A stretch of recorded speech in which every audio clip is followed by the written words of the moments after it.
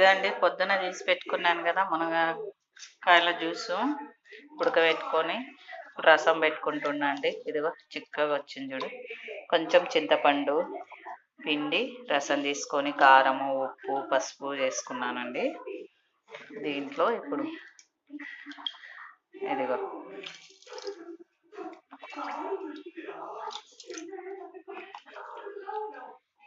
ఇదిగోండి ఒక 3 గంటలు వేసుకున్నానండి.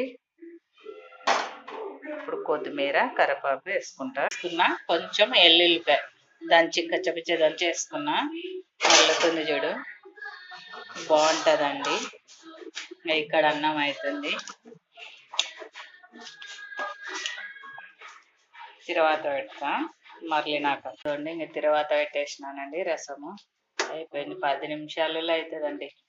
మా తవరగానికి కారం లేకుండా ఆమ్లెట్.